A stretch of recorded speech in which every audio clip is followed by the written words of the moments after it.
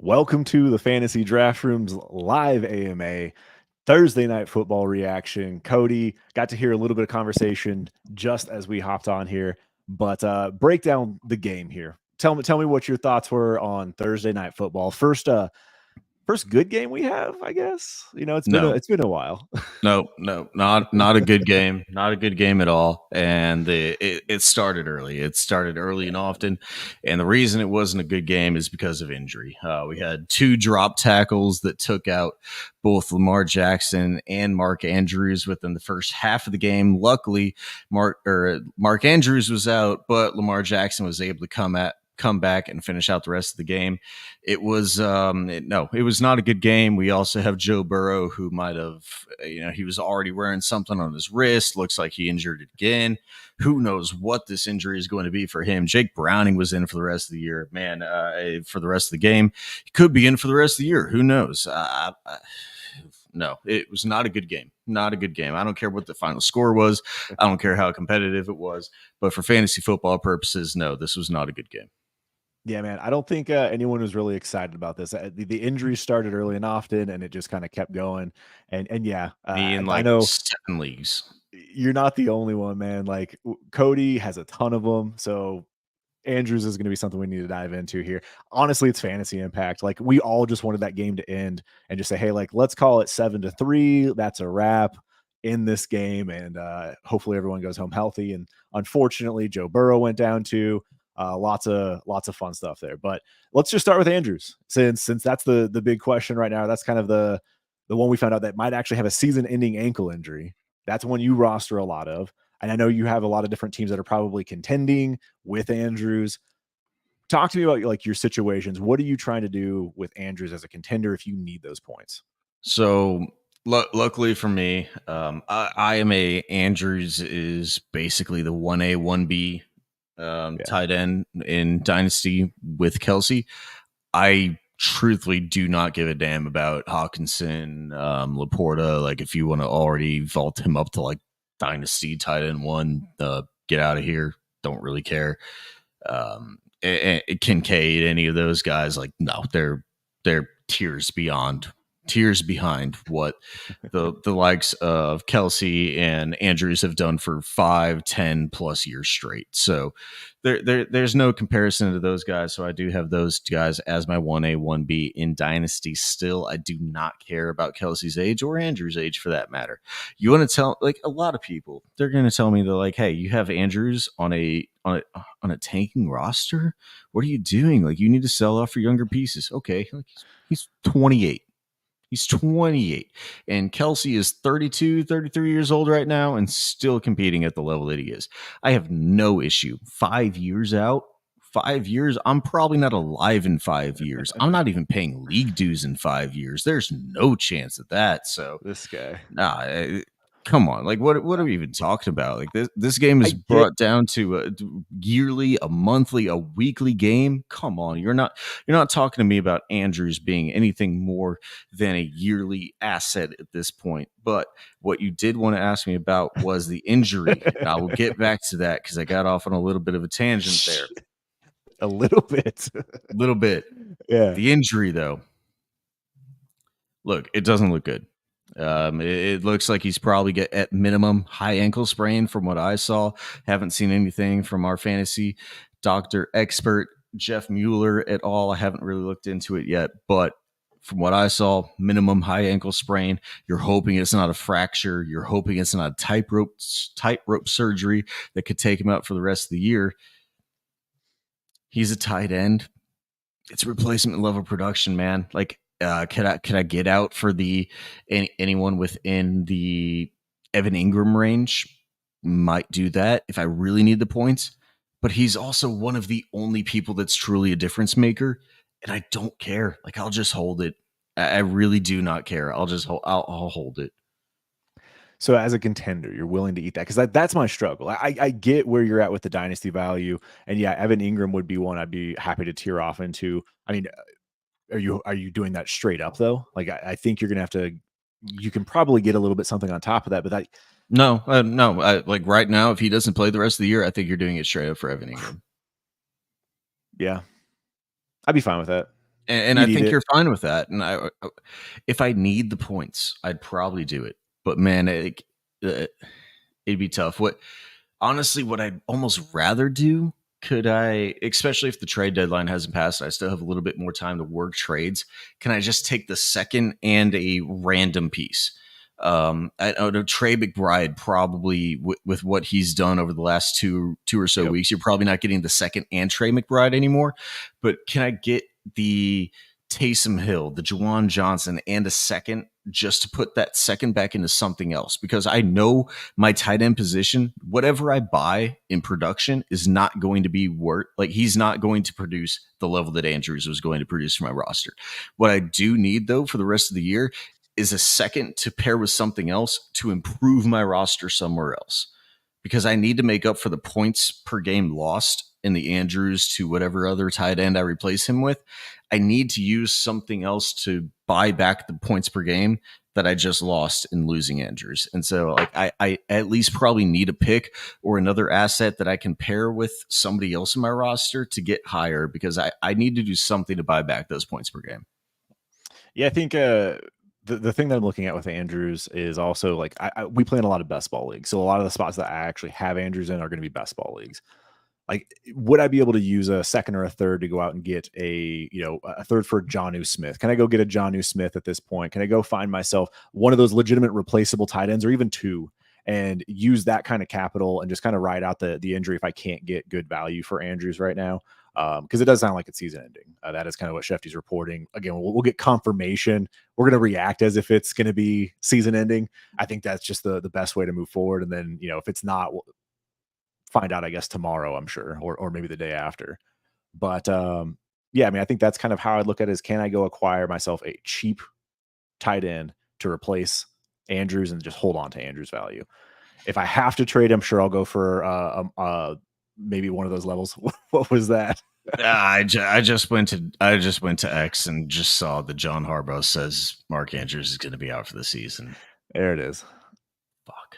So it's official. It's official.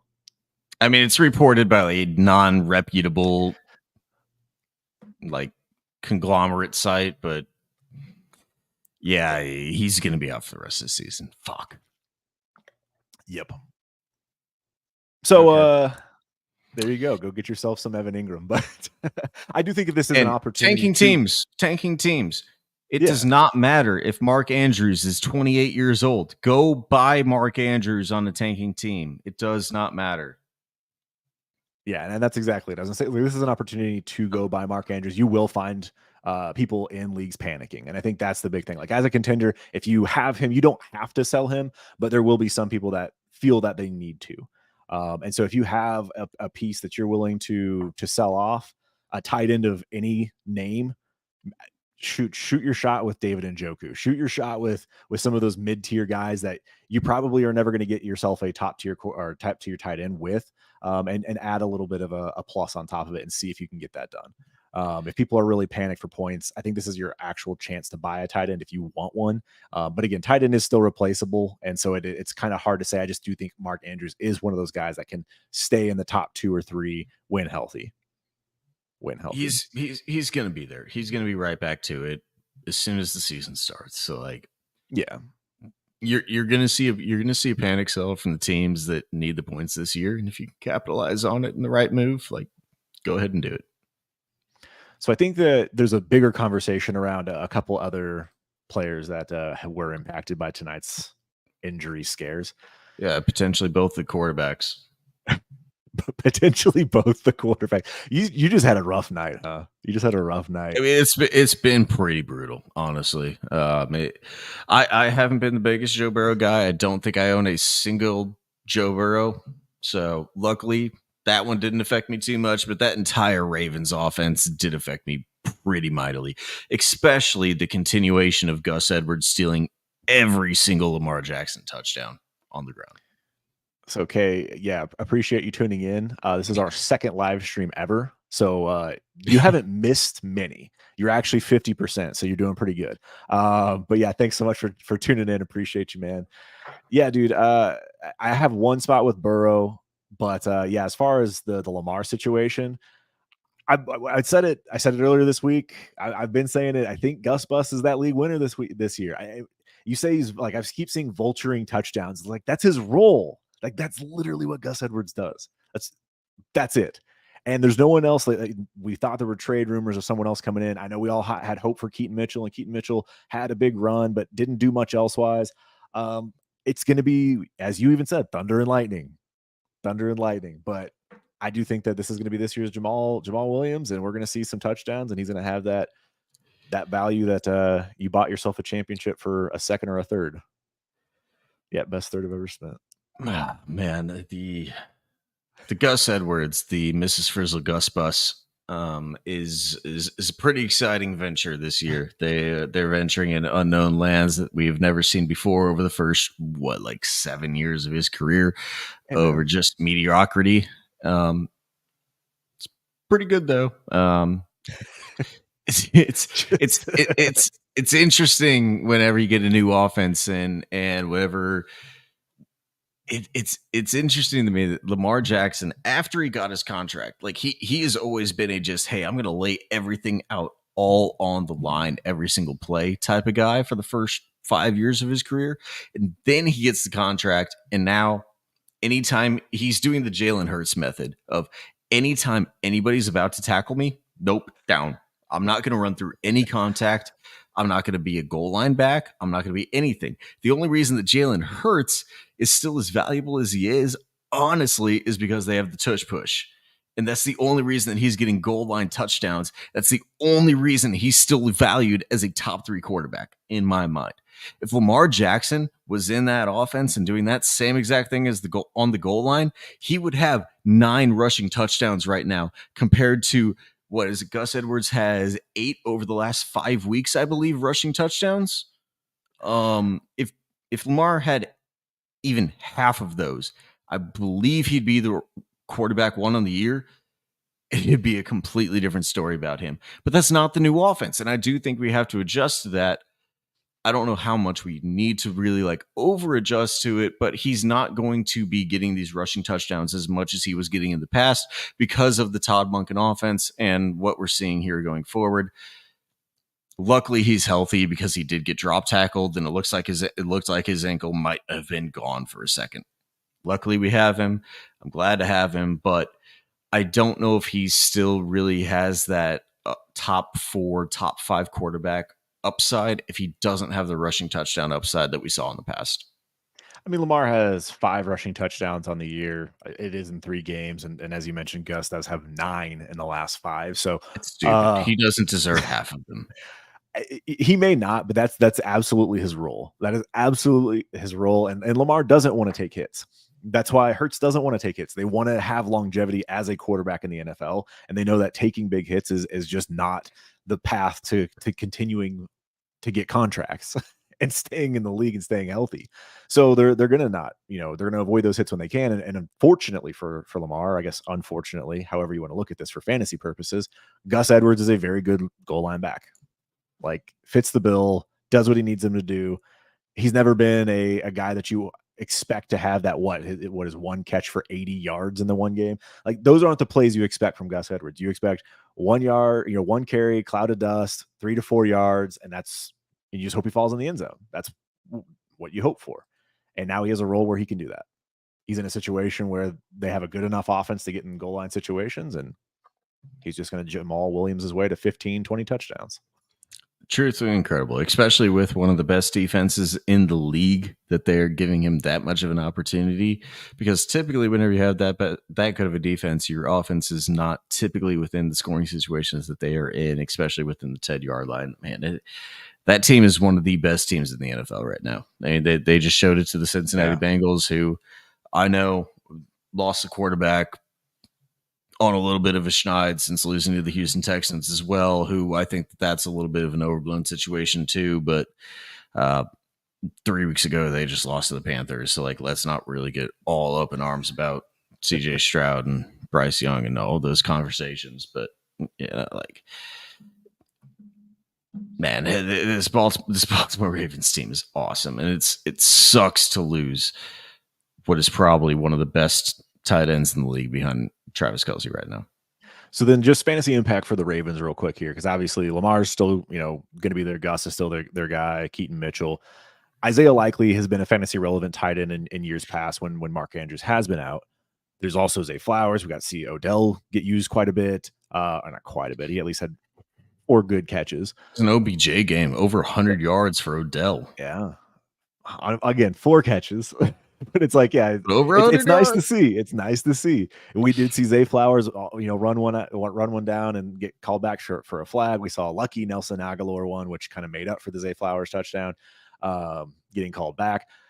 So who is going to benefit in this offense? Is it going to be Likely? Is it going to be Flowers? OBJ going to have a role? What are your thoughts on this Ravens offense fantasy wise now for those pass catchers? I mean, the obvious biggest contributor is Likely.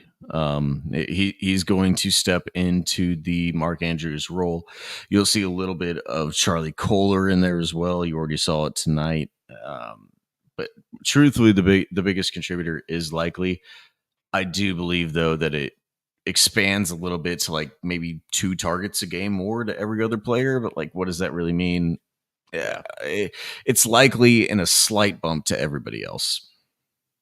And that's kind of how it feels. It's not going to be a major impact just because of how this offense is run as a whole. It's not like they're just going to shift and just make it I mean, who knows? Isaiah Likely is definitely the beneficiary. He's the one I'd want because it seems like they've had a way of using him in years past, despite, whatever we feel about his actual talent. Yeah. And then on the other side, I think this is for Joe Burrow. Got to get there. Yep. Yeah. Exactly. This is the rough one. This is the real one. And this whole team too, like you're saying. So Joe Burrow, man, wrist injury, ligament damage, timeline. I mean, if he's out for the year, how do you handle this right now? Because you probably needed him. I mean, he's your QB1. I mean, dude, you absolutely cannot have this. Just quit bopping your salami all the time and make your wrist healthy. This is just absolutely disgusting. That was absolutely disgusting. But I mean, what are we doing here? The guy threw a pass. He looked like he just like threw a normal pass, hit a guy, clipped a little bit, and then he just down in pain. But he played the entirety of the game without pain. But then we also have this little bit of like the pre-game. We also have the pre-game injury thing where he had a sleeve on his throwing hand that was captured by one of the posts that the Cincinnati Bengals put out. I have no idea, man. Whatever it is, it doesn't look good. If you look at him and you see him throwing on the sideline, you try to throw a pass and you immediately just collapse and tears start running down your face, like just purely from pain. As much as problems as I have against Joe Burrow and his parents being shown on TV every 30 seconds, I do believe that dude is tough as nails. And so, like, I'm not thinking that he's on the sidelines throwing a ball and it's just immediately like down and out of the game. Man, it is I don't know what it is. It's not good right now, though. And I would rather be out in front of it than behind it because I think he's probably out for the rest of the year. So let's operate under that. Out for the rest of the year.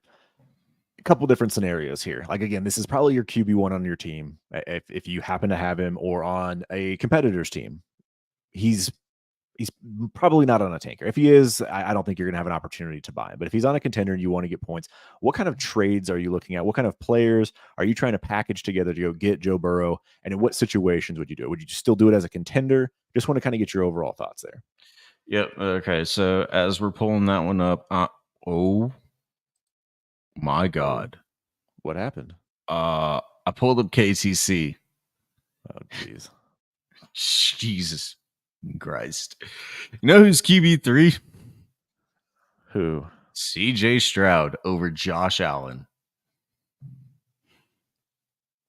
Why did we have if anybody, PSA to everybody out there, if you can go trade your freaking CJ Stroud for Josh Allen, who has been the quarterback over the last 4 years, 1, 2, 1, 2, and is the quarterback one in 2023 in a points per game basis this year as well, even though on the field he might look a little bit off and they just fired their offensive coordinator.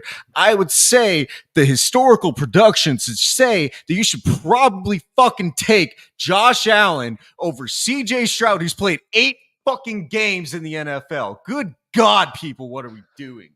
I'm done. Good. So this is why a lot of times QB3? these are the things that happen when we record videos and don't go live that people miss out on when we get live reaction, Cody. Yeah, dude, I mean, people love him. He's young. He's doing this with a ragtag bunch of receivers. They play till they're 40. Who the fuck cares about age?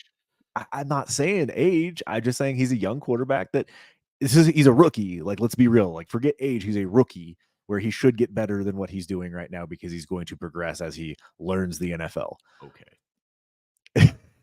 You hated CJ Stroud coming in, so let's not even go back there. I fully come around. Listen. I love CJ Stroud. I'm a Texans fan. However, what progress do you want to see? He's going to throw for 600 yards a game instead of 450? I'm not against you progress? He is at the pinnacle of it right now that anybody as a quarterback has ever done. Okay? Like, and he's doing it with weapons that should not be able to do it. I fully get that. And if you want to say that he can produce at a 450 yard per game pace, and you want to say that he does all this stuff, that's perfectly fine. You know who's still out producing him game over game because he rushes the football and he throws touchdowns, and I don't care how many picks he throws, it's still Josh Allen every single game. I just don't understand it. I'm sorry.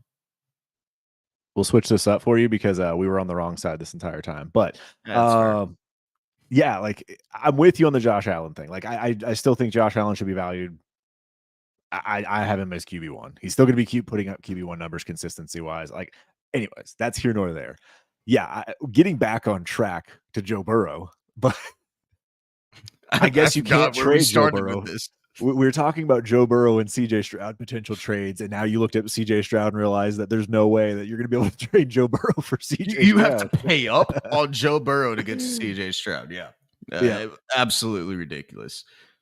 If anybody out there, again, PSA, if you can trade your CJ Stroud for Joe Burrow, regardless of what position your team is in, do it. I think that's a trade you target, at least. You have to look at that in Dynasty. Again, 2 weeks ago, this guy lost to Bryce Young, who we all lost. Like, I just throw away as dead after 9 games. And we're not throwing that away, but you're also dismissing the fact of what CJ Stroud is doing by pointing out his 1 bad games. But Josh Allen has also looked like shit this year. He's had 3 good games. 3 good games. And he's had 3 monster games. Monster games. I will. The idea here is that potential is there. We see what he can do on the field. Yes, he's going to have rookie games. So here nor there. Let's avoid CJ Stroud because Cody's going to get worked up over here. Let's avoid CJ Stroud. What are you actually like? Let's get back to an actual Burrow trade talk here. All right. Can you actually go out? Would you give up your Joe Burrow for Dak Prescott in a second? Let's operate under the circumstances that Joe Burrow is out for the rest of the year. Yes, absolutely. Players that I would trade straight up for Joe Burrow. Straight up. Okay. Justin Herbert, Lamar Jackson, Tua, Kyler. I think that's it. Once I get to Dak, I think that's where I want a plus. You want the second. Would you do Dak in a second, though? Dak's playing the best football that he's ever played, man. I know it's on a little bit of a stretch against some bad teams, but man, he's doing very, very well. And that team looks very, very good. It'd be hard for me to do. But if I truly needed the points, I think I'd do it. I think if I needed the points, but I also think if you're in a situation where you have Dak Prescott, that is the trade I would try. try every other option before I got to for Dak sure. Prescott in a second, though. But I still think that's a trade. If you have Dak Prescott, you pursue. I think this is like your one opportunity where Dak Prescott's, perennially in that what QB, let's go 10 to 14 range. He's always that tier with like a slightly above Kirk And Cousins, but like below the top 8. But this is like your chance to sell him as a top 8 asset, kick in a second, get yourself to Joe Burrow. If you can eat the loss for the season, can you eat that loss? So that's a big thing to actually think about too.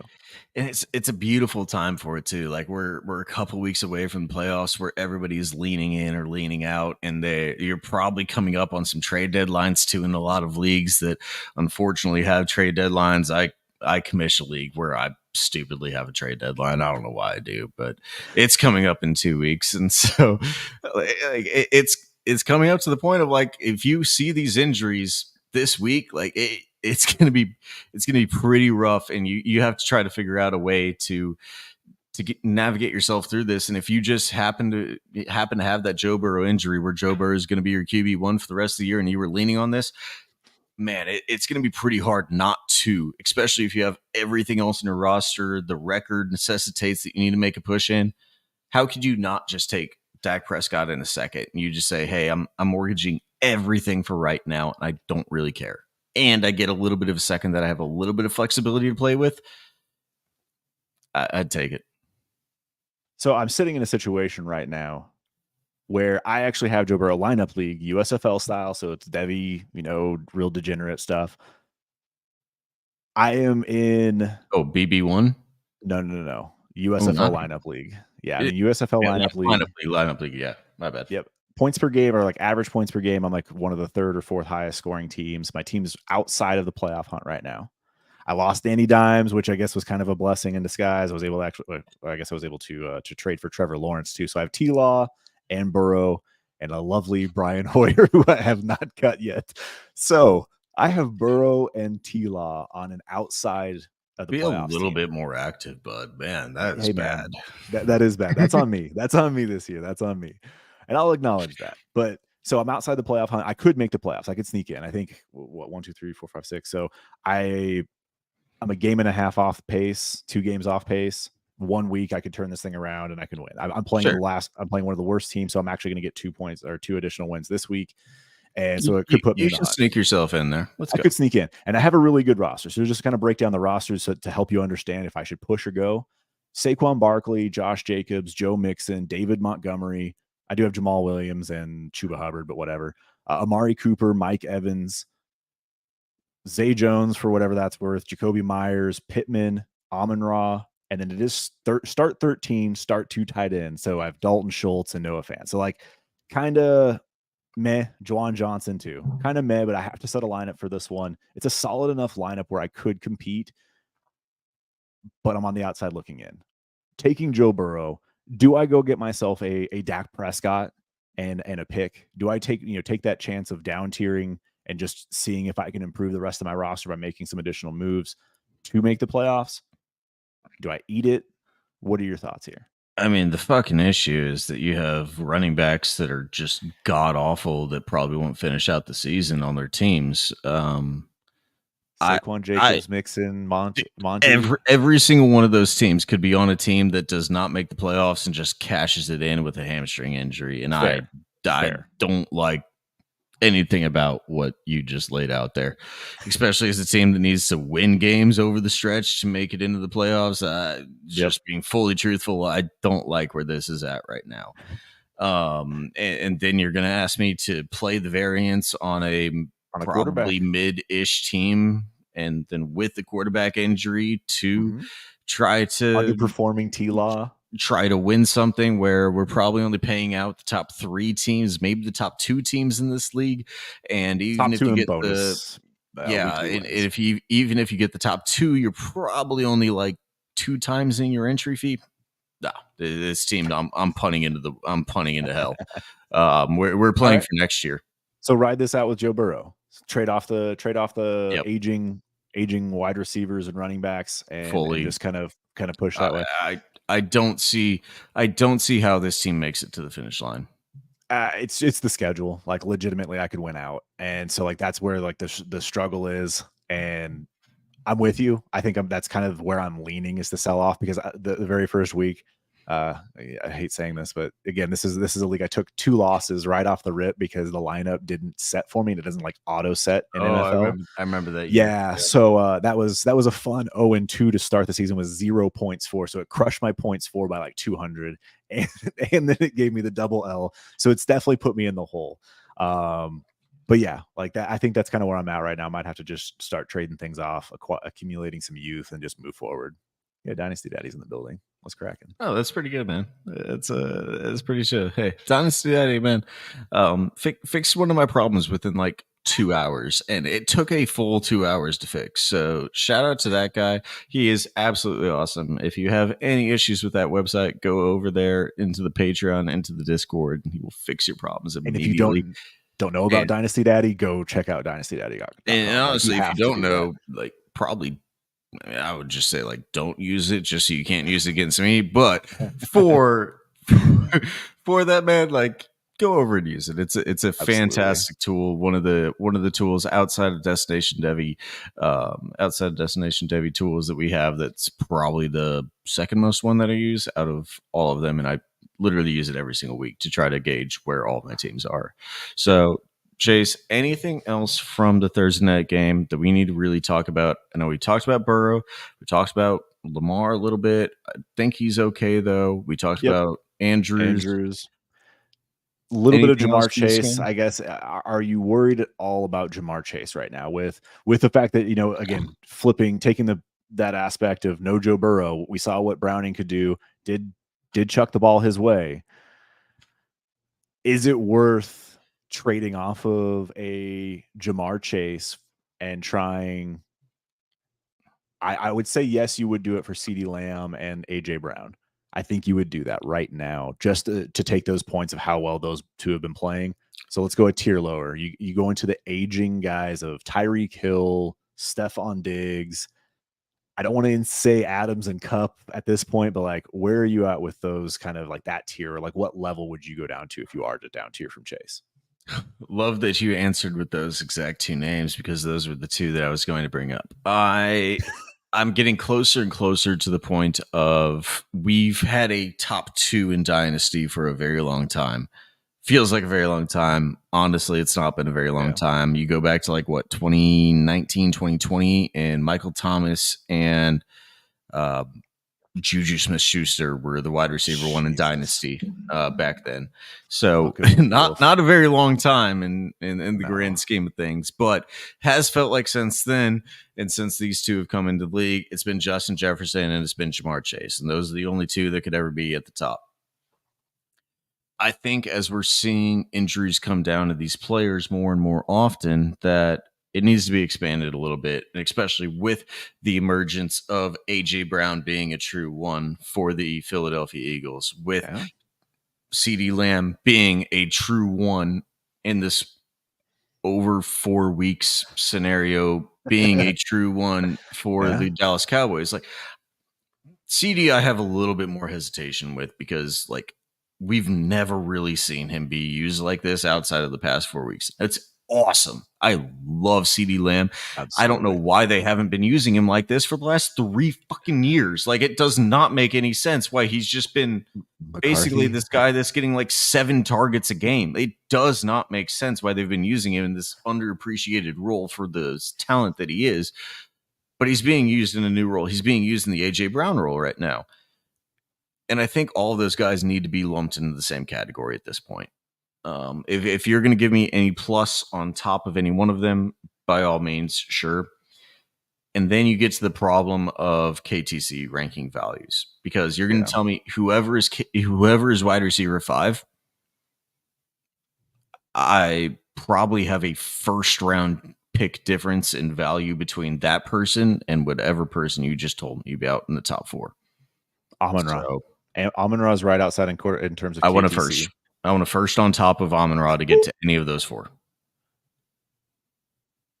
Oh, man. Tyreek Hill. Tyreek Hill in a first is what you want.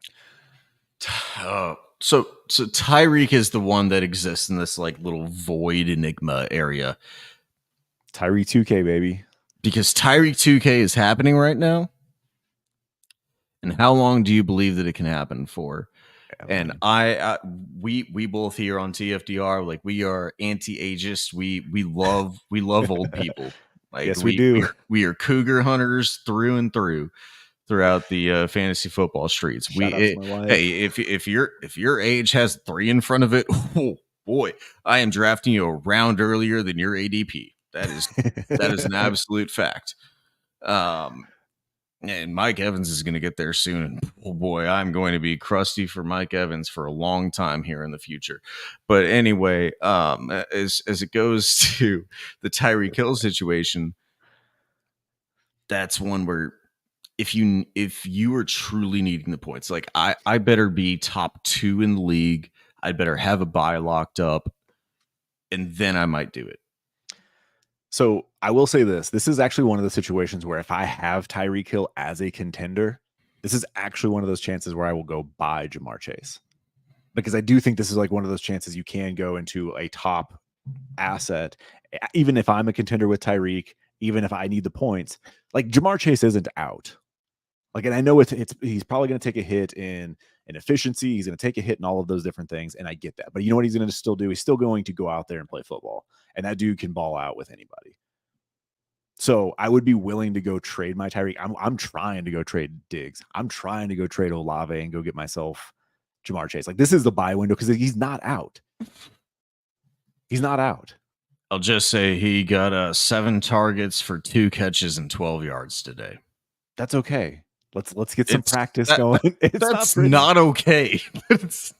It's not pretty, okay? It's not pretty. Okay. But that's my point, though. I'm willing to take that chance, though. I think in most of my contenders, the way that I'm built, like this is an out that I actually have on Tyreek Hill to move into one of the most insulated dynasty assets. And as soon as Joe Burrow is back next year, as soon as this offseason hits, when everyone hates Tyreek Hill because he's going to be 30 years old or 29 years old, I'm off of him. I do take a chance. I take a massive gamble on my championship winning capabilities and my championship winning outlook. But you know what? This is a window that you will not get to buy Jamar Chase for a good bit. Because as soon as the season's over, this window closes. It's fair. What I do love more than the value that I could potentially have next year is money. And if I'm able to win money, I'm probably not doing it.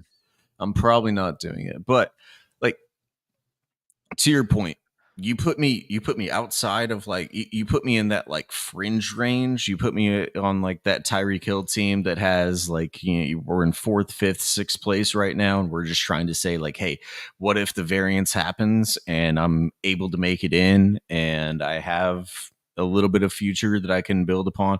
I haven't mortgaged everything that I have in 2024, and I can build up a really good team next year with a little bit of picks if they aren't like, the 112 and beyond for all the picks. Yeah, I'm perfectly fine with that.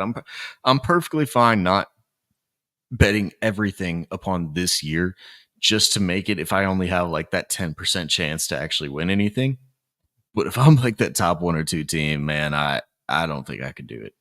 Still just going to hold. Yeah. Yeah. It's fair. It's fair. I'm going to entertain it in certain situations, in certain leagues where I have really stacked rosters and they're really old, a la Royal Rumble. I'm going to look for it. Every league that you own. Hey man, you know what? But we're winning. All right. We're trying to win out here. The thing with Rumble, and I just checked, like, there's no shot. The same exact way.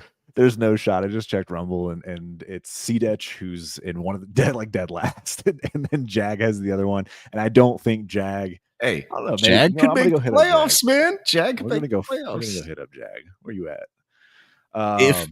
If the 3 teams in front of him don't score any victory points for the next 3 weeks, don't tell him. Don't tell him.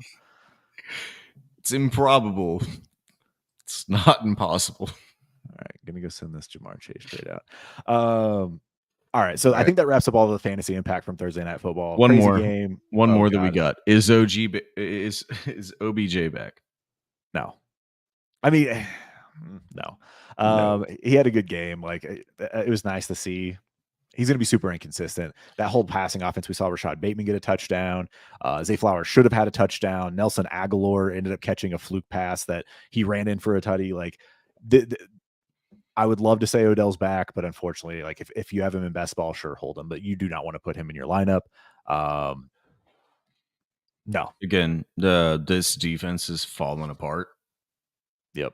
The defense that just gave up, it was like 400 yards to CJ Stroud and then gave up like 300 yards to Lamar Jackson, who typically doesn't throw the ball that much because they have a staunch defense and they should not be scoring 34 points in a game compared to your 20. No. This defense is falling apart. I don't know exactly why it's happened, but OBJ, anything more than just a replacement level wide receiver, he's still probably even if Andrews is out, I'd still say he's behind Zay Flowers, and then he's paired with Bateman as the third or fourth wide receiver on the team.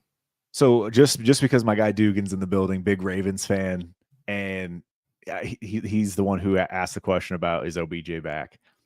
Where are you at with the Ravens? Because that team looks fucking phenomenal. I have been on the goddamn Ravens. Yes, you have. Day one. I had my Super Bowl playoff contender. Yes, honestly, Ray, I think we did that with Ray. Right now, if I picked them as my Super Bowl winner, or if I just picked them to go into the Super Bowl, we're gonna go check the receipts on that one because I do want to see what you actually went right now. But I'd had them in my Super Bowl. I said, "Hey, this is going to be the best offense that Lamar Jackson has ever played in, as long as he's healthy." Now, Mark Andrews being out is a goddamn hit. Like that. That's not nothing to sneeze at. But hey, we thought that like J.K. Dobbins was going to be the depth of this team.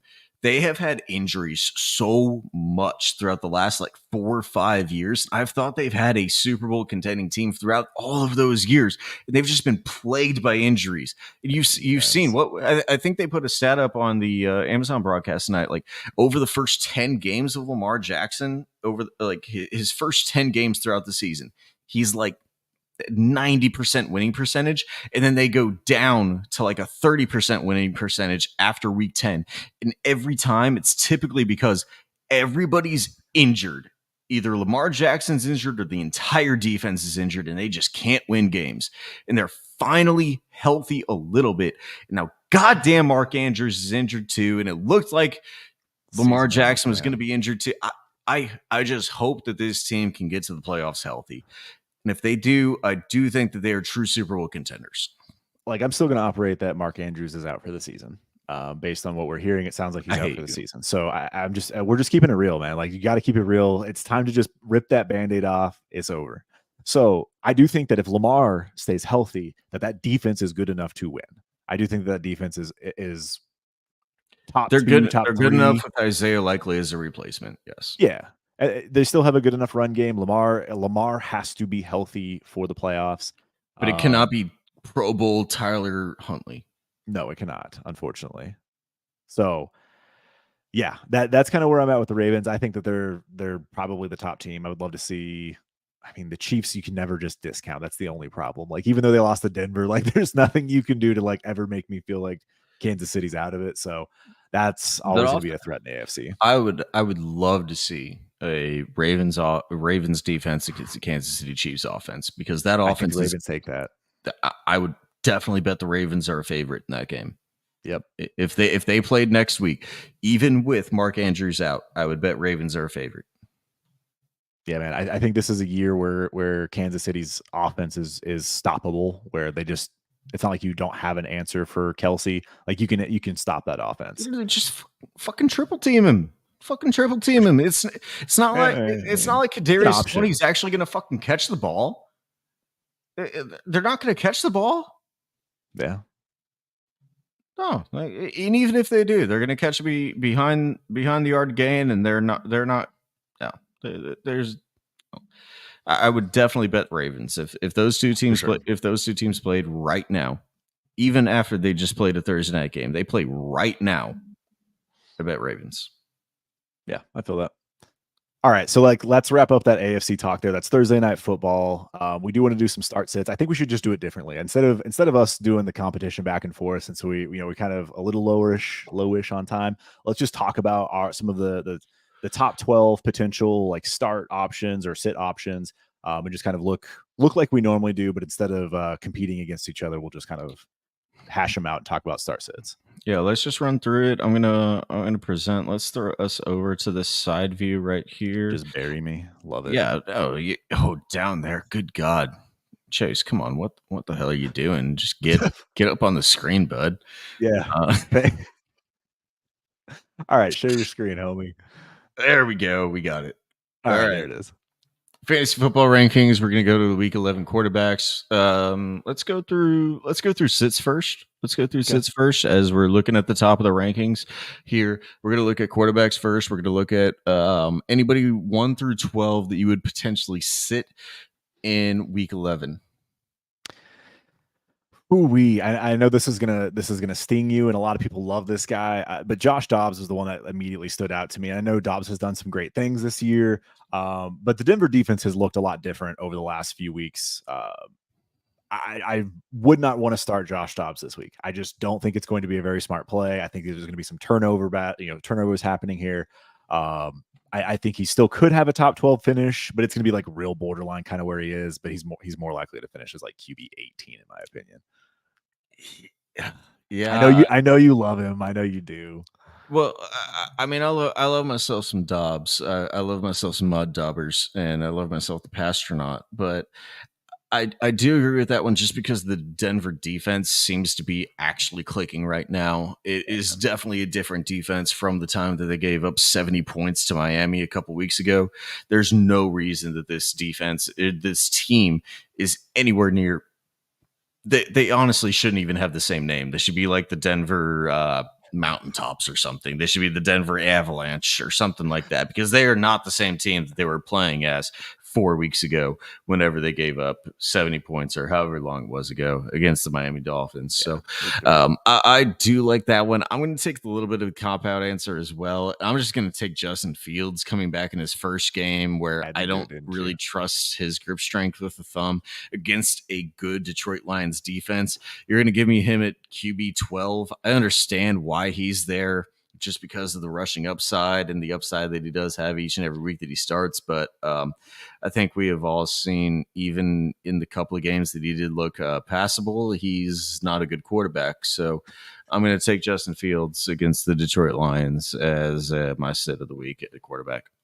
So flipping it to the starts, looking outside that top group, there's a couple names that stand out. One in particular I want to talk about, and that's I'm really shocked. I probably shouldn't be, but Trevor Lawrence being ranked down here in the no against Tennessee, no, stay away. No. I know it's a divisional matchup, and that always makes it tough. And Tennessee's defense has been playing pretty well despite trading off, Byard. It's just kind of shocking to see him that low. Just for where we were at with him in Dynasty. But I think my start this week is going to be Geno Smith going up against the LA Rams. They did face the Rams when, they first came out this year. Everything was, clicking and healthy for the Rams. And I think he was held to like 200 yards and a touchdown. Worse than that, 112 yards and a touchdown. So it was not pretty for Geno Smith week 1 against the Rams. I do think he has a much better outing this go round, and he's going to be a top 12 option for your fantasy lineups this week. I'm okay with that. I'm going to even go deeper as we look at this in the last 4 games versus the Denver defense. That Denver defense is looking pretty damn good, and one OC fired. If you can ever be the defense that fires a guy, I'll take that any single time. But one, I would just like to point out again that ESPN rankings, why do we present them in this way?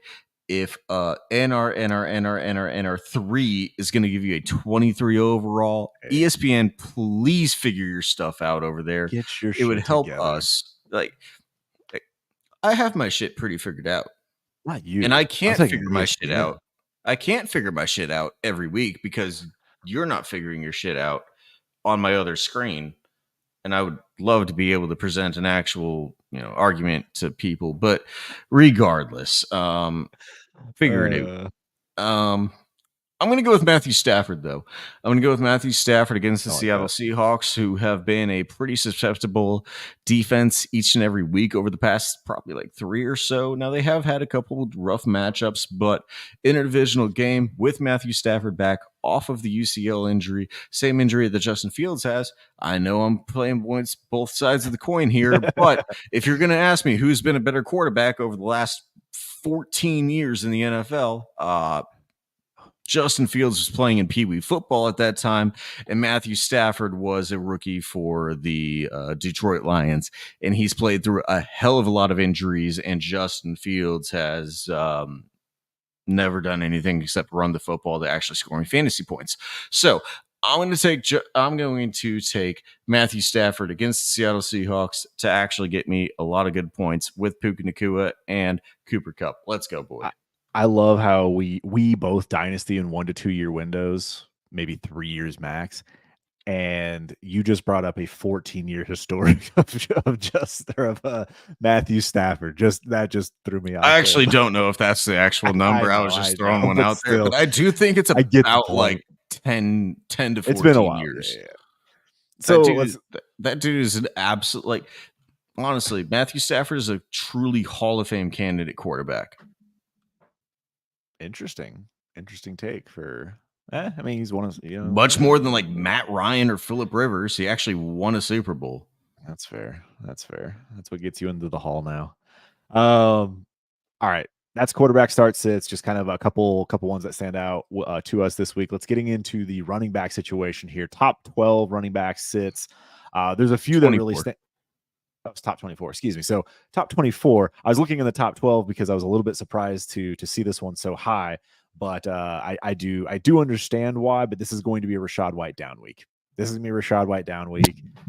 He's going to get San Francisco. Like, it's truly one of those things where I just don't think Rachaad White's going to get the pass catching work that we anticipate, or he's not going to be able to put those fantasy points up for us in PPR scoring. I don't. You look so confused right now, and I just want to make sure you're okay. Are you okay, buddy? What's happening over there? I feel like we accidentally entered Rachaad White in as like 12 instead of 22. I feel like there was a typo that happened into let's see, 1, 2, 3, 4, 5, 6, 7 different fantasy analyst ranking stats. I think there was a typo in 7 of them in the way that they ranked them. No, immediately Rachaad White. How do you have him as a top 12 running back? He's been getting 20 carries the past couple weeks. He's still getting the targeted work in the passing game. Like, I get the argument. Okay, but like, they can't run unless it's against the god awful Houston Texans defense in the run game. That's fair. So that's exactly why I sat him. Who else you got? Anyway, yeah, that's immediately number 1 sit. We're gonna give a couple other names to you. I don't know how you get away from that one, but let's go with James Cook. I'm gonna go with James Cook. I honestly don't understand why Leonard Fournette wasn't activated last week. I hope we get a little bit more information as to why he wasn't activated. Was he not ready? Was he not physically fit? Was he all the things that could potentially lead to why Leonard Fournette was not activated after being within the building for an entire week and still not being activated? I get it the first week. I don't get it the second week.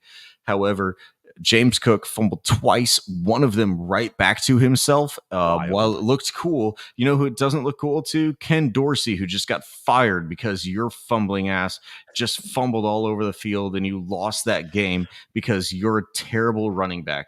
And everybody that wants to talk about all of these metrics about why James Cook is a good running back, yes, he does good things. He does the things that he does well, very well. He does a lot of other things that the running back position pertains, like run blocking, like pass blocking, like anything that does not contain running outside of the tackles, he doesn't do those very well. And so there's a reason why whenever you just look at yards per carry, and that's the only thing that actually motivates you to say whether a player is good or bad, and you say, why isn't James Cook getting more touches? There's a lot of other things NFL wise to why James Cook is not getting touches, and Leonard Fournette's going to be getting more touches than him the rest of the way. James Cook, not a top 24 running back. I mean, I know we're hoping for that to happen. I do think that Lenny should get involved. I would hope he's active and on the sideline. That'll at least be a start. So yeah, I do like that one as well. I think we're just waiting for James Cook to kind of disappear at this point. It just seems like he does what he does well. Like you said, get him on there for a few snaps. He's going to be very good for an NFL offense, but for fantasy Kenneth purposes, Gainwell, that's like, not it. Can that be the comp? Yeah, that's what he should be. So what he should be. He shouldn't be a lead running back for a freaking team that's supposed to have Super Bowl aspirations. No.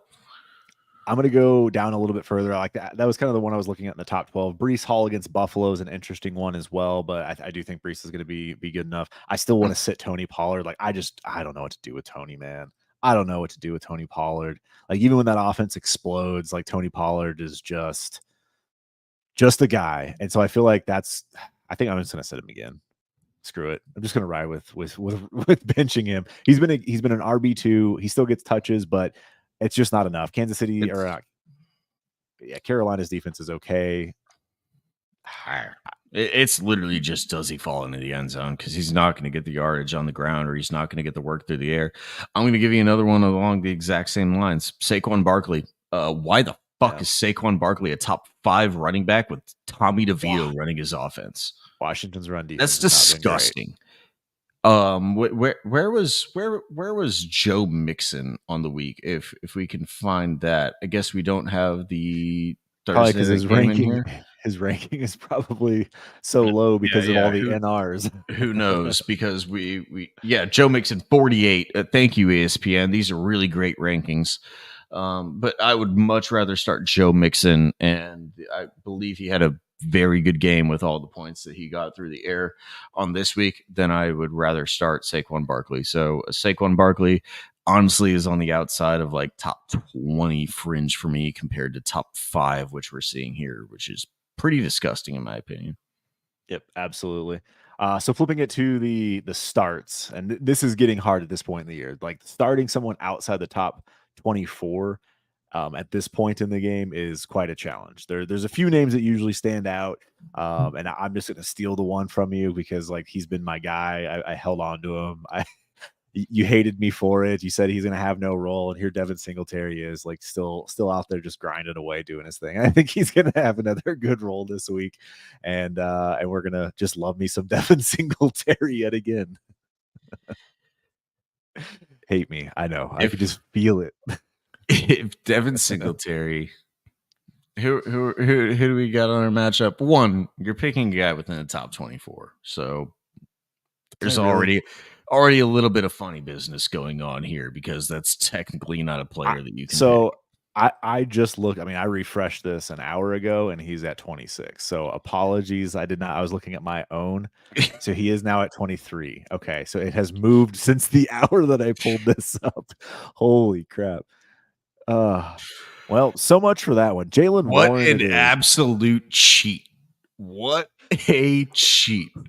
Just cheating over here. No wonder I've been dominating the starts. I'm just out here cheating. Anyway, if you want to pick Devin Singletary, go ahead and pick him. That's fine. I don't because yearly games that Devin Singletary has rushed for over 50 yards, I would assume that is probably 2.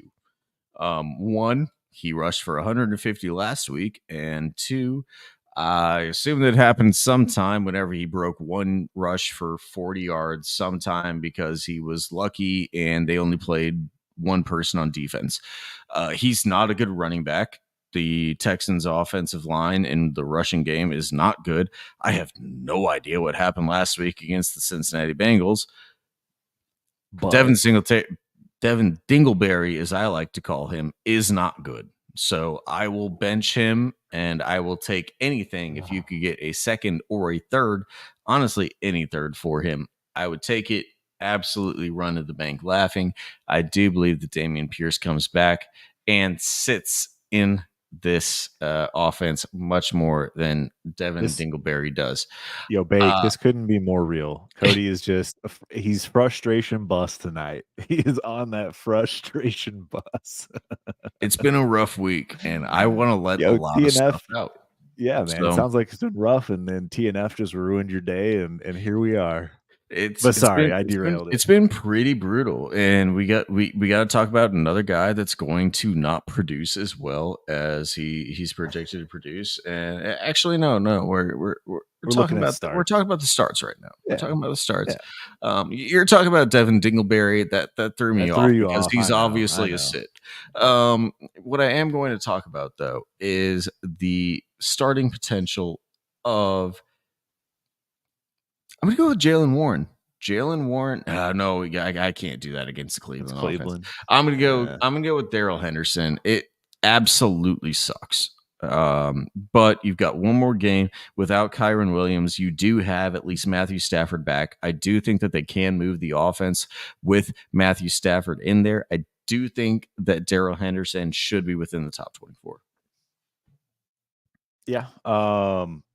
I would rather have the guy you started talking about, which is Jalen Warren. I'm with you. I think I there can't could do be it some against potential. Cleveland though, man. I know. I feel it, but you want to talk about like a team that probably just feels deflated right now, a 6-3 Cleveland team that just lost their quarterback for the year. And like this is just this is a fall apart game. Like that's what this feels like is a complete fall apart game. And then That's they've true. If actually they can't get a first down and you just run the clock out against them, you're going to give Jalen Warren like and they've been giving him the 27. lead. He's the lead back right now. They actually Oh, started okay. him.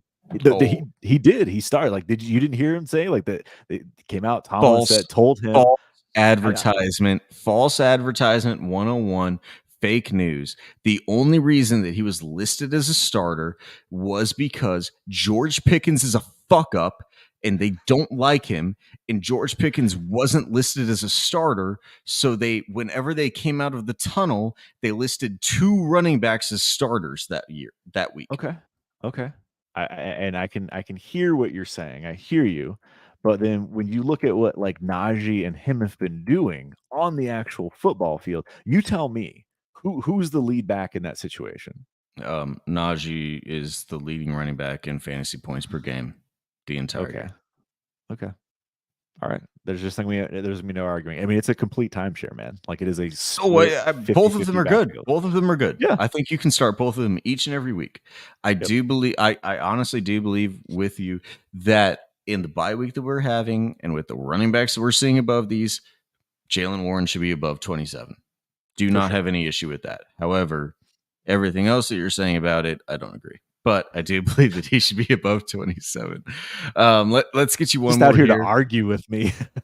Let's get you. I mean, that's what I exist for, man. That's what we exist for on the other sides of the We screen. got to wrap this puppy up. 1 hour and 2 minutes. I guess we got a little bit more. We got We can get a little bit more. Let's go with Dameon Pierce's. Okay, well, that's another ESPN broken one. Yeah, anyway, ESPN. let's get to another one that's not ESPN broken because people don't put in their rankings. I'll do it. I'm going to go with Ty Chandler. Give me Ty Chandler. I do not believe that Kenny Ngwanu or Dwayne McBride is the guy off the practice squad that they could elevate as their third running back. He has not taken a single snap in all of 2023. Kenny Nwangwu has only really taken practice squad snaps outside of last week after Alexander Madison went down due to the concussion. Looks like he will be out for this week, and it is Ty Chandler's backfield to take. I don't believe that they trust the ball with anybody else other than Ty Chandler. So I think he's going to probably get close to 20 to 30 touches within a week. I think he should be within the top 24. Yeah, I do not mind that one at all. I think that'd probably be the only one here in running backs that I'd last kind of one in that deep of range of running backs. But let's dive into. Yeah, I guess if Khalil is back, yeah, or whoever actually they've already confirmed he's back. He is back. Okay. Yep. Still starting Dante Foreman. I'm here to anger you now at this point. You've been wanting to kill Dante Foreman ever since we sold him for a fifth. Yeah, All that right. was bad. So wide receivers, top 24 wide receivers sits here this week. Who we it, there's a few in the top here that I just kind of feel like gotta go. There's part of me that looks at Garrett Wilson, top 10, going up against Buffalo. I know Buffalo is beatable, but I don't trust this Jets offense, man. I just don't trust it. They're going to still give him enough targets to be relevant. For the teams that I have Garrett Wilson, I hope I'm wrong, but he's going to take his 10 targets, and you just hope they're efficient enough for him to do something with. I do believe that his target share is enough to get him to a point of being within the top 24, top 12 ish range. But I don't agree with him here at 10. Yeah, I do believe that he should probably be within like a, should be down there with 16, Smitty. 17, 18, probably somewhere around there.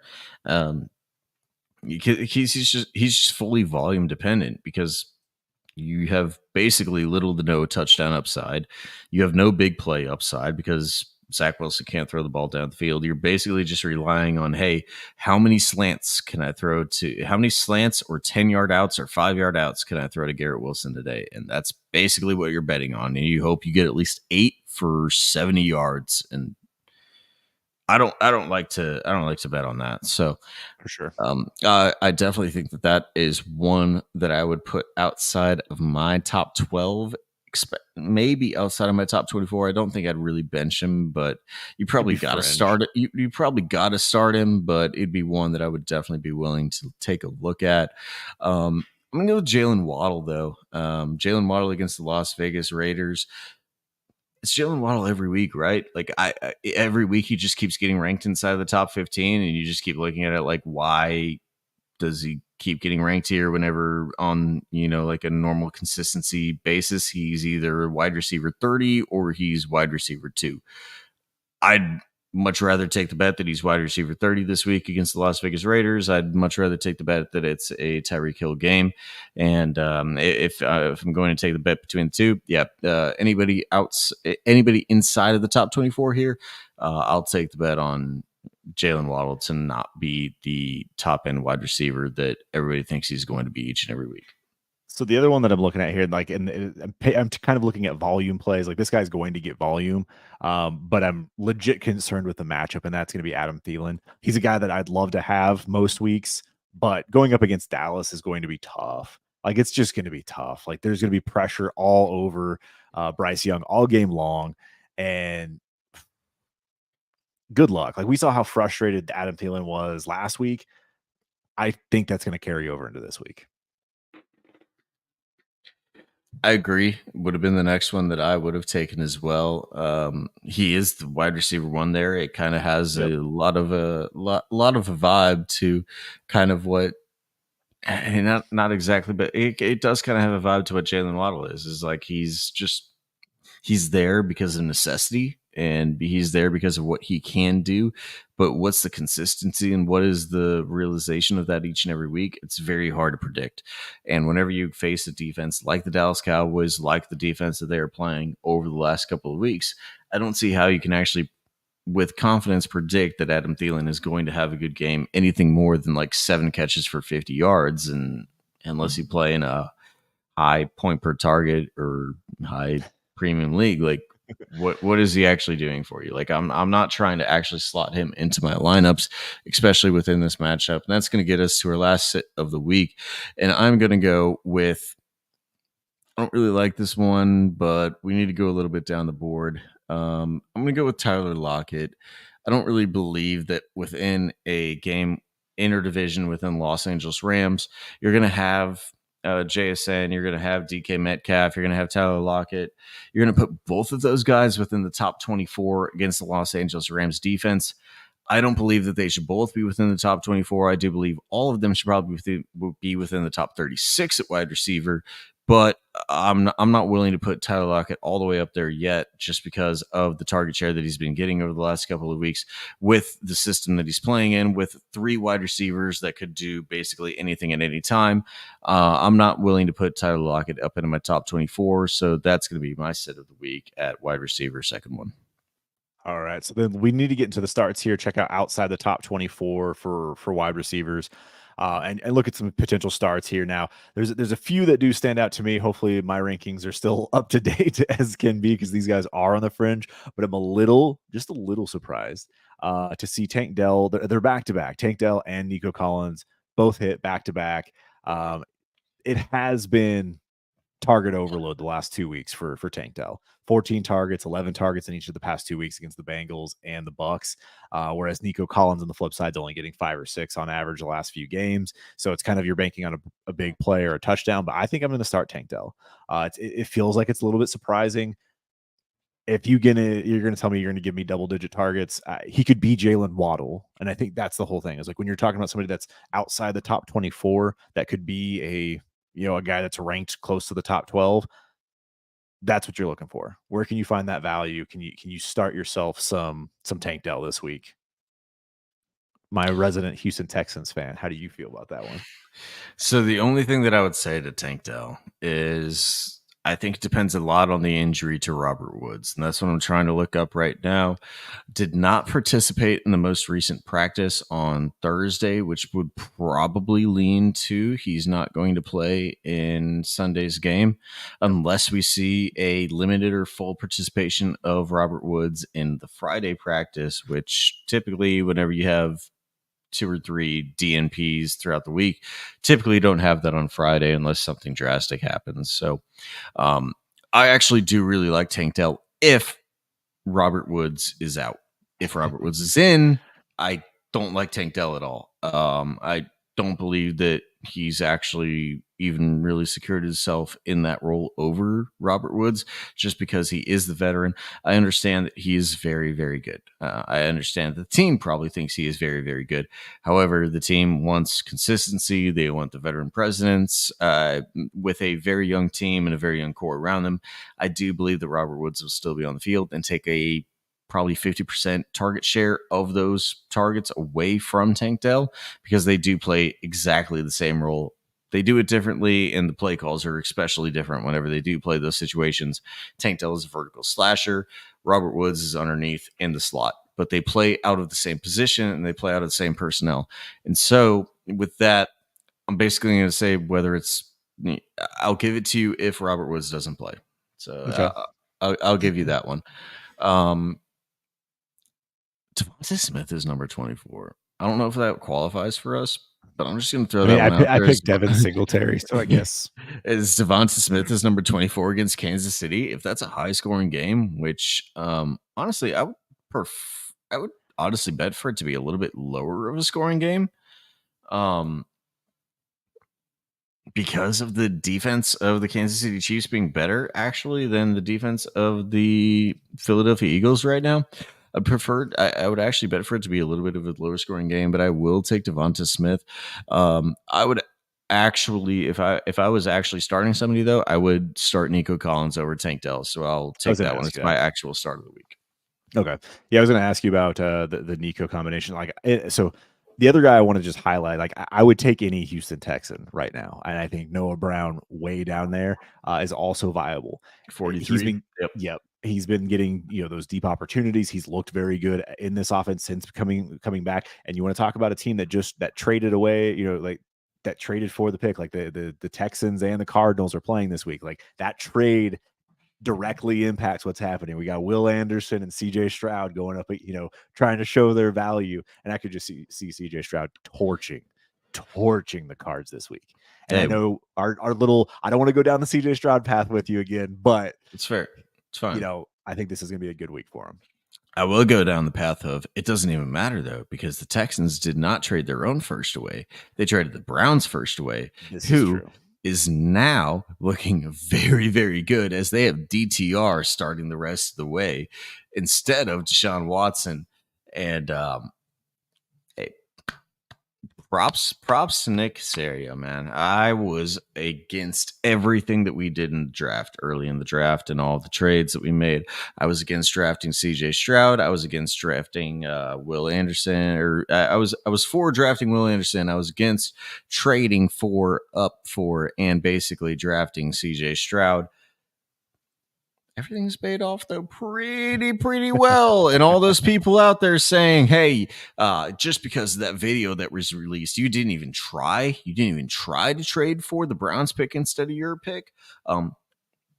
I assume that was a well prior negotiated deal, well prior to just like a quick 30-second phone call on draft night.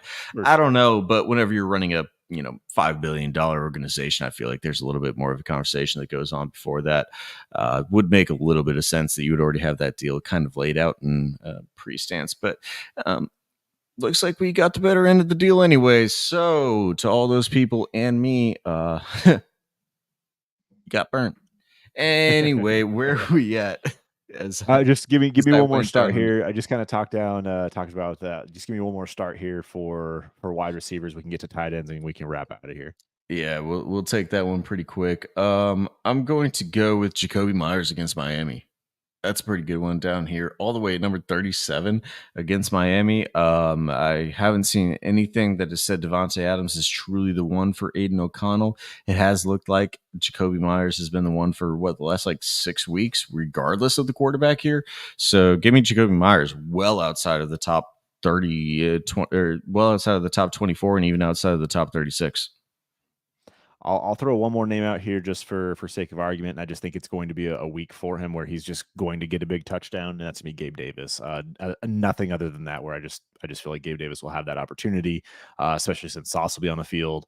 We'll see what kind of matchups there are. I think Gabe Davis sees maybe a little uptick in work, and that might just give him that opportunity to score a touchdown. So diving into tight ends to wrap us out of here. Top 12. Let's make sure that we're refreshed. We have the accurate top 12 at this very moment. I think the one that I'm going to, the one I want to sit. Look at all these names, man. Oh, it is. It's 3 names and then replacement level all the way through. Yeah. Like I want to go Cole Kmet with the return of Justin Fields, of it just being a disaster against a tough Detroit defense. But Cole Kmet's been a consistent target in that offense. Like, I don't mind any of these matchups. Like, I think you feel pretty good about starting any of these guys in the top 12 this week. None of them have bad matchups, really. None of them are anything that stands out as like, I mean, maybe George Kittle, as you always point out, like he's bound to suck, right? Like he's bound to have that clunker, but I think I'm going to roll with Kmet. I'm starting George Kittle this week, so it probably means he's going to absolutely suck. I'd love to take Trey McBride. I'd really love to take Trey McBride. However, the Houston Texans have still very noticeable gaps within their team, and one of those is linemen or linebackers that can actually cover slot or move tight ends. Perryman is also on a 2-game suspension, and he's our best one, and he's on suspension. So what is the replacement level of that? Probably a guy who should play in the XFL. So it's not going to be very good against old. It's probably not going to be very good against old McBride. So I can't take that one. I'm going to take David Njoku with the new quarterback DTR. I'm just going to take the cop out there. I don't like it. I don't like giving something that's easy, but yeah, you should probably not start David Njoku until you know what the target share looks like with the new quarterback, especially against Pittsburgh. I've tough matchup too. So, yep, I like that one as well. Other than Njoku and Kmet, I think I'm comfortable with most of those. So looking outside the top 12 here, kind of some starts that stand out, like Luke Musgrave. I mean, there's Tyler Conklin, who just happens to get those garbage time 6 targets and whatever happens. Is Michael Mayer going to finally come back to life? Like, I think I'm going to start Musgrave. For me, it's Musgrave. I think the Chargers defense has been better over the past few weeks as well. But I think Luke Musgrave still has an opportunity to score a touchdown. They still, involve him in the pass game a good bit up the seam. And if he can avoid Derwin James, I think he'll be fine. So the one that I wanted to look into was Chigoziem Okonkwo. He is playing against the Jacksonville Jaguars, who are the 25th worst, at least in Scott Fishbowl, which was where I looked at it. Scott Fishbowl settings, 25th worst team in terms of giving up points to the fantasy production of tight ends to their team. That's the one I think I'm going with. The other one that I'm going to go with Chigoziem Okonkwo. That's going to be my one. I'm going to go with that one. I do believe he's going to finish as a top 12 wide receiver this or top 12 tight end this week. Other one that I would go with, Tyler Higbee, again, stacking it with the Matthew Stafford against the Seattle Seahawks. I believe they win that game. And I believe that that is against the spread. I don't even know what that is. However, I would bet for I would bet for the Rams to win that game. So I believe that that is an offensive showing. I believe that everything for the Rams is going to go pretty well in that game. And I have no idea what the Seattle team is going to do, especially as their defense is weakening. It seems like week over week. I'd much rather just bet on the Rams there. Yeah, that's fair. I don't mind that one at all. We've seen how Higbee can accumulate targets with Stafford, so it's definitely a possibility if he's back. So that kind of wraps up the Thursday night recap, injury impacts, what's happened, start sits for the week here. Some of our thoughts on that. Thank you for everyone that did tune in. Bake, I think you're still here. Everyone that's kind of lasted for the hour. We had flux up and down. Again, we've just started doing these things, so definitely pass on. More like penalty men. So that's awful. I would just like to say that is awful. So yeah, no, please tune in, pass on that we're going to be here. Love to answer questions and things like that going forward. This was just a big recap game because of all the fantasy impacts. And of course, we wanted to get into the start sits. But please do like the videos, subscribe to the channel. Anything you want to add, follow us on X, Cody Smith TFDR, Trophy Chase TFDR. Follow us everywhere. Yep. And if you obviously nobody here is watching it, but if you if you want more of us, we are in the Discord probably 70 hours a week, maybe not actually in the Discord and actually talking to people, but we are in there typing along and listening to and putting in comments probably 70 plus hours a week.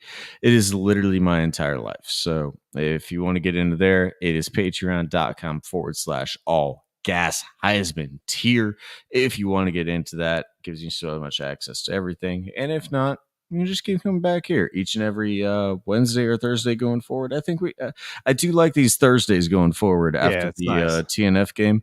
I do believe that we're going to go forward doing this. So a live show going forward on Thursday nights. We'll do a little bit of start sits for the rest of the week, do a recap of the Thursday night game, anything that needs to be done from a dynasty perspective, and anything else that needs to be talked on the fantasy draft room. We will be here for you each and every Thursday going forward. Yep, absolutely. Subscribe to the channel, like this video, check out destinationdevy.com as well if you can't get into the Patreon aspect. But do be checking that out because Cody drops his waiver articles, lots of great tools and things like that to make you a better dynasty player. And thank you so much for joining us here in the fantasy draft room. And your mic went out.